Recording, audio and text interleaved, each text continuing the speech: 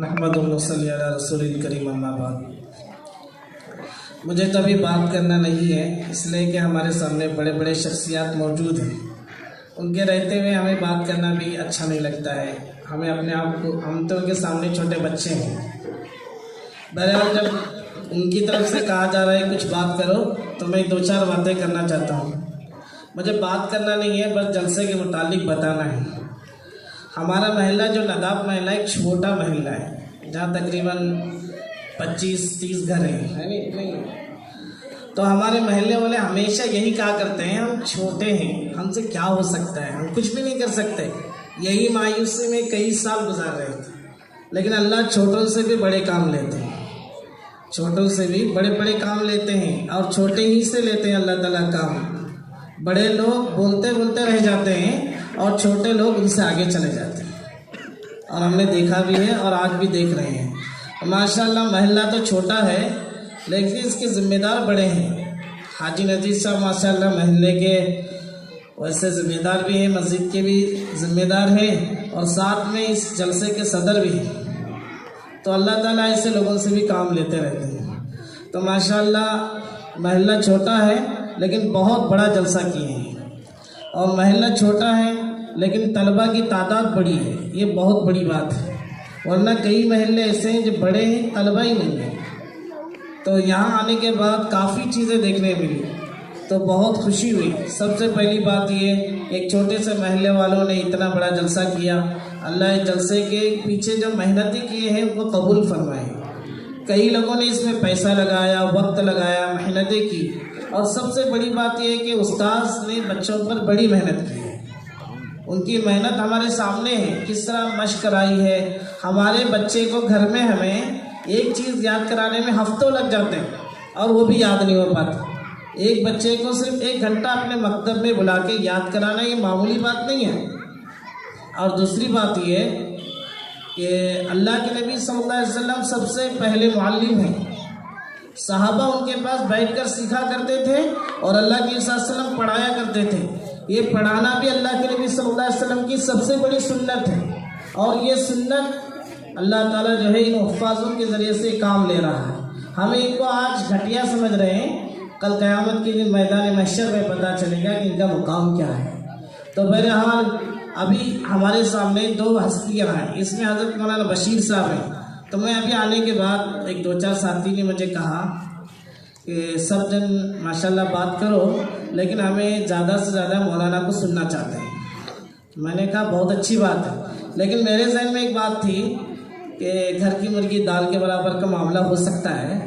क्योंकि लोग कहते हैं भाई बड़े मौलाना को बुलाओ, वहाँ बड़े मौलाना इनको बुलाओ, ये क्या गाँव वाले हमेशा उनका सुनते ही रहते हैं। लेकिन यहाँ ऐसा नहीं सुनने मिला, बल्कि लोग बार बार मुझे इंतज़ार कर रहे थे फ़ोन कर करके कि मौलाना से कहो बात करने के लिए, हमें ये सुनना चाहते हैं और हमारे महल्ले के लोग सुनना चाहते हैं। तो ये बात मुझे अच्छी लगी, इसलिए कि हज़रत मौलाना क्या शख्सियत है हमें नहीं मालूम, जानने वाले जानते हैं। एक बात पे मैं बता दूं कि हज़रत मौलाना असद मदनी रहमतुल्लाह अलैह जमीयत के बहुत बड़े सदर थे। तो हमारे चाचा हैं जो उनको दावत देने के लिए देवबंद गए। देवबंद में जाकर हज़रत से कहा कि हम एक जलसा करना चाहते हैं, आप तशरीफ़ लाइए। तो हज़रत मौलाना पूरे हिंदुस्तान के अमीर और जमीयत के पूरे हिंदुस्तान के सदर और दारुल देवबंद की बड़ी शख्सियत, और इतने बड़ी शख्सियत क्या कह रहे हैं, भाई मुझे आप बुला रहे हैं अपने जलसे में। आपके इलाके में हज़रत मौलाना ईरानी रहमतुल्लाह अलैह आप सब जानते हैं, इतनी बड़ी शख्सियत रहते हुए आप मुझे बुला रहे हैं, गलत कर रहे हैं। अपने इलाके के उलमा की कदर करो। तो उस पर हज़रत मौलाना गुस्से से डांटने लगे कि अपने इलाके के उलमा की कदर करो, उनको आगे बढ़ाओ, उनके जलसों में लाओ, उनसे आप बात कहलवाओ। तो हमारे चचा कहने लगे कि इस पर हमने फ़ौरन हज़रत को जवाब दिया कि हम लोग यहाँ जो आए हैं उन्होंने ही हमें भेजा है। पहले हमने उससे मशवरा किया, उन्होंने क्या हज़रत की तारीफ़ लेने के लिए जाओ, मैं भी कहता हूँ। उन्होंने भेजा है कहने के बाद हज़रत कहने लगे कि ठीक है उन्होंने भेजा है तो मैं आने के लिए तैयार हूँ। यानी इतने बड़े امیر ہونے کے باوجود، اتنے بڑے مدرسے کے ذمہ دار ہونے کے باوجود، اتنی بڑی جمعیت کے صدر ہونے کے باوجود، ذمہ دار ہونے کے باوجود اب علاقے کے ذمہ دار علماء کے بارے میں ایسی بات کہہ رہے ہیں، تو پتہ چلا کہ ہر علاقے کے میں اللہ تعالیٰ ایک ایک جو ہے اچھے اچھے ہستیوں کو رکھا ہوا ہوتا ہے، لیکن ہمیں اس کی قدر نہیں ہوتی۔ حضرت مولانا ماشاءاللہ کئی مدرسوں کے ذمہ دار ہیں اور کئی علماء حفاظ کے استاذ ہیں، اور ہم نے بھی ان سے ہی سیکھا ہے کئی چیزیں، رہنا سہنا۔ اور اس کے علاوہ اس وقت میں مولانا عبد الخالق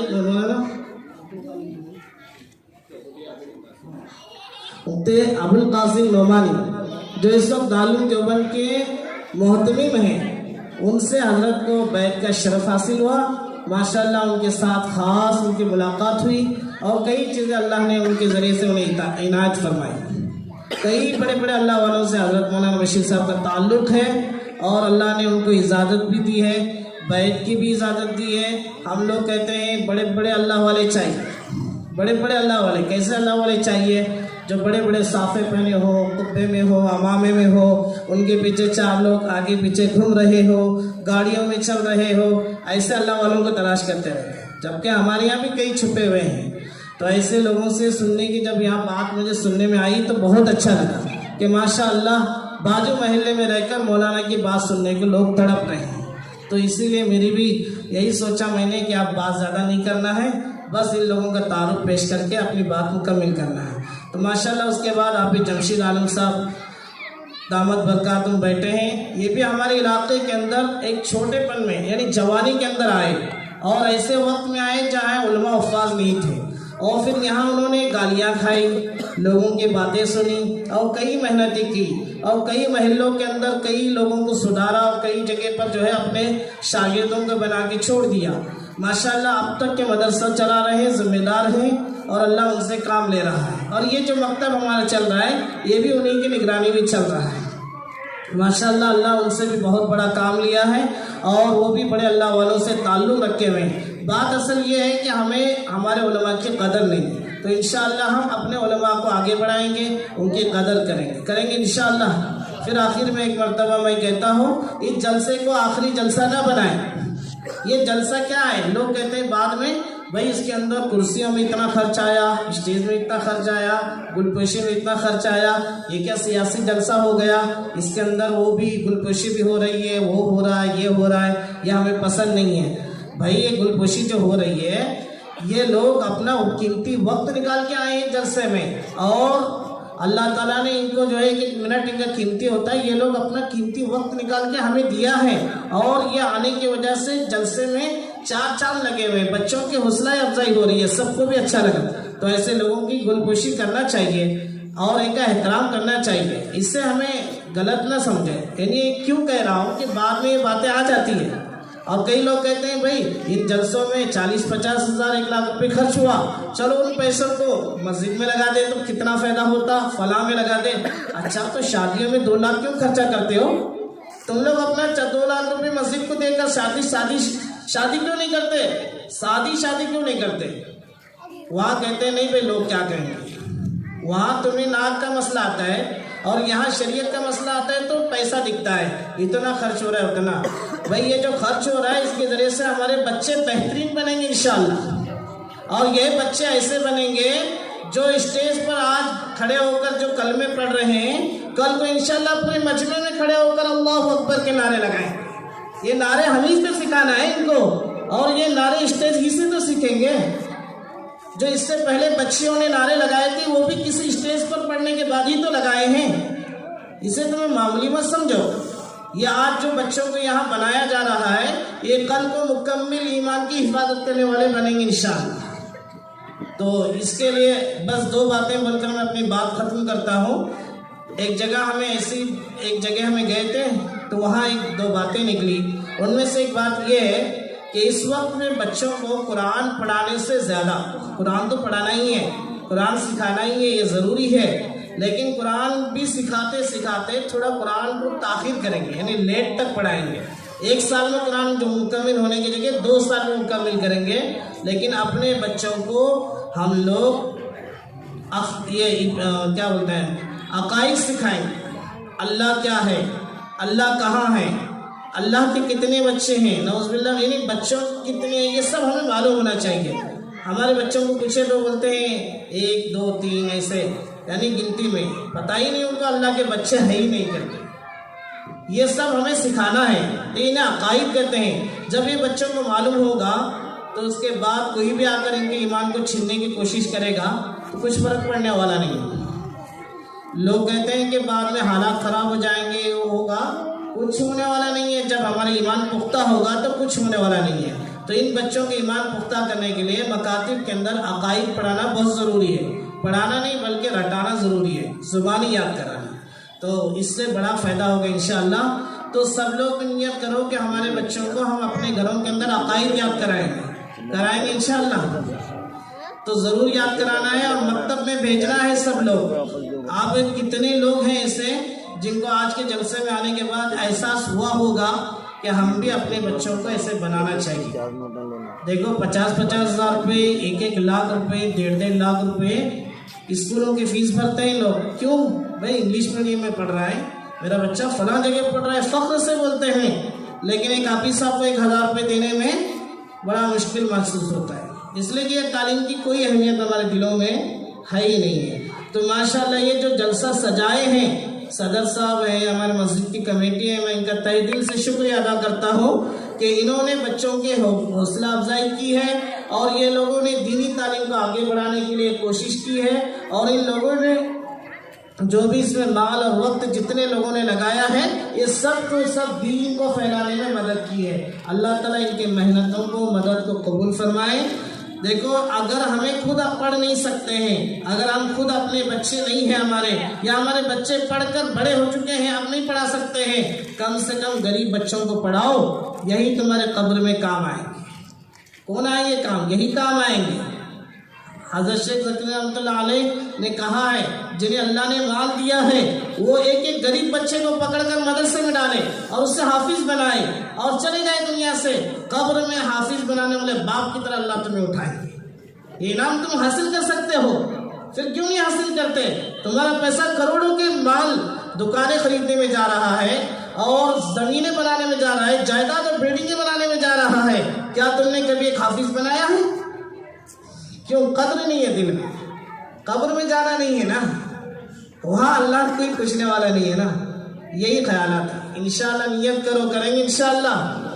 ہر ایک ایک غریب بچے کو پکڑیں گے، کہیں گے میں پورا اس کا خرچہ دیکھتا ہوں، مدرسے میں داخل کریں گے، حافظ بنائیں گے انشاءاللہ۔ حافظ بنانے کا پورا ثواب تمہیں ملے گا۔ کر سکتے نہیں اتنا تو کام؟ ارے بھائی تمہارے بچے کو تمہیں نہیں پڑھاتے تو دوسرے بچے کو پڑھاؤ۔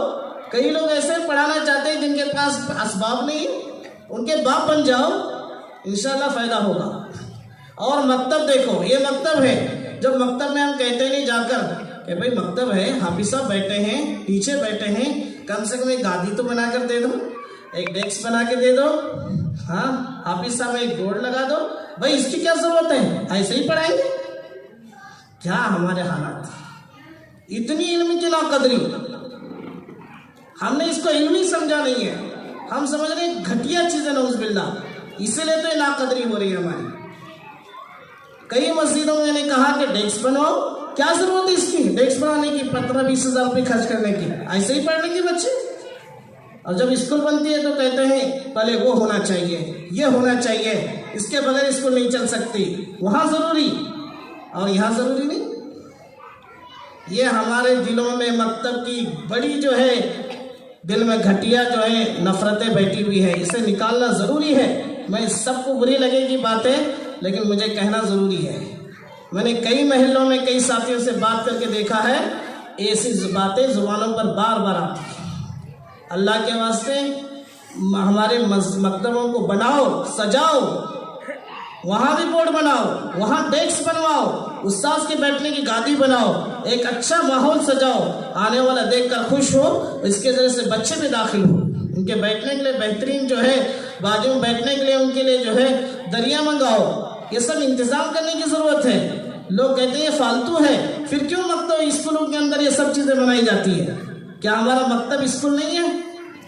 یہ بھی ایک مکتب جو ہے اسکول کی طرح ہے، اس سے بھی اعلیٰ درجے کی چیزیں، یہاں تو قرآن پڑھایا جا رہا ہے. اس لیے جو چیزیں ہمارے حافظ صاحب لوگ بولنے ڈرتے ہیں، اگر میں بولوں گا تو مجھے مسجد سے نکال دیں گے. پہلے ہی پگار دینے کے لیے جو ہے پریشانی ہوتی ہے، اب یہ تقاضا رکھوں گا تو مسجد سے نکال دیں گے، تو باپ بیچارے جیسے تیسے پڑھا رہے ہیں. لیکن یہ ہماری ذمہ داری ہے. اگر میری باتیں آپ کو بری لگی ہو تو مجھے معاف کرنا ہے، لیکن انشاءاللہ ہم مکتب کو بنائیں گے، سجائیں گے اور انشاءاللہ آگے بڑھائیں گے. اللہ تعالیٰ ہم سب کو عمل کرنے کی توفیق عطا فرمائے.